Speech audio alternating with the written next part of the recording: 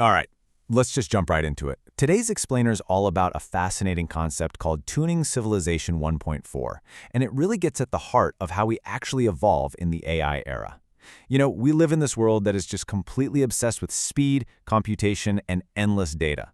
But what if the very foundation of how we approach progress is actually missing a crucial piece? Well, today we're exploring a groundbreaking framework that challenges our most basic assumptions about growth, survival, and honestly, what it fundamentally means to be human in this rapidly shifting technological landscape. Think about this profound mystery for a second. Time is literally the ultimate equalizer, right? It's given equally to absolutely everyone. We all get the exact same 24 hours in a day. And yet, the exact same amount of time does not produce the same results. You can have two people living through the exact same day, and one matures and grows, another just totally stagnates, and someone else actively regresses. And it's not just individuals. We see this with organizations, massive corporations, and even entire civilizations. They pass through the exact same timeline, but arrive at completely different futures. So it's pretty clear that simply putting in the time is absolutely not enough to transform who we are. So, if time alone isn't doing the heavy lifting, what is?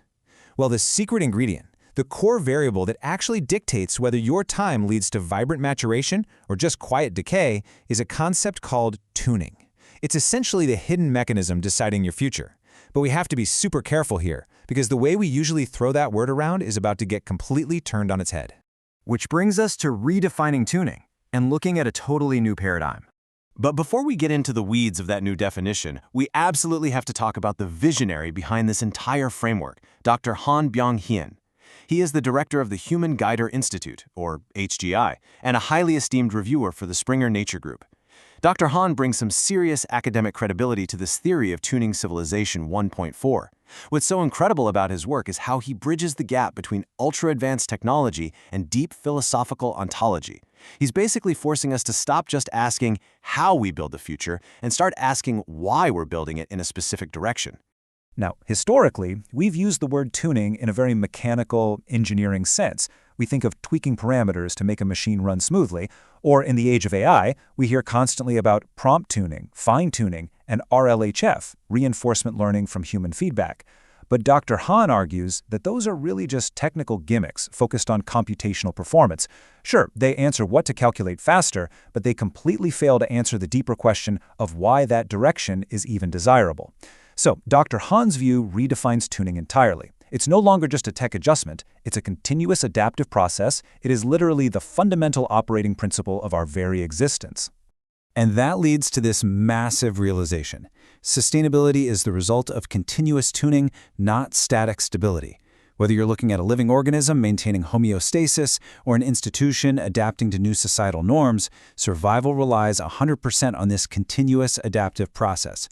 We used to think stability meant standing perfectly still, like a statue, but complexity science tells us true stability is incredibly dynamic. Long-term, sustainable organizations don't survive by clinging to rigid plans, they survive through constant learning and feedback. So trust and survival, they're the results of constant relational tuning, not just unmoving stability. So how does this actually work mathematically? Let's take a look at the Young-Jung equation. In Dr. Han's Young-Jung equation, tuning, represented by a capital T, isn't just a basic algorithm. It's defined as an ontological operator. Now, I know that sounds like a mouthful, but essentially it means it acts upon the very essence of our being. It continuously takes what Dr. Han calls entangled information patterns, which is basically the messy, chaotic reality we live in, and guides them toward universal virtuous information patterns. And it does this using fundamental intelligence. It's not just crunching numbers, it's an operating principle that helps us maintain our dignity and trust in the middle of constant chaos. To put it incredibly simply, think about how time and tuning interact. If time, or dt, is the minimum unit that integrates our existence, the clock just ticking away, then tuning, or t, is the direction setting happening at every single tick. Time is going to change us, inevitably, but time is totally blind. Tuning is the steering wheel. It dictates exactly where that accumulated change over time is ultimately going to take us. Next up, we really need to clarify a huge distinction: optimization versus tuning. In the tech and business worlds, we are completely obsessed with optimization. Optimization is all about finding a fixed maximum or minimum value, right? You optimize for the absolute lowest cost or the absolute highest click-through rate. You find that peak and you stop. But real-world civilizations are open systems. The goals themselves are constantly changing as time passes. That's why tuning is entirely different. Tuning acknowledges that the environment is always shifting. It isn't about finding some fixed optimum endpoint. It's about continuously creating a better direction in an environment that never stops changing. Because when you really get down to it, tuning is not a technique for making perfection, but an art of making better. Perfection is a dead end. It assumes a fixed, finished state where you literally can't grow anymore. But maturation? That's a process that unfolds continuously over time. We shouldn't be aiming for rigid perfection.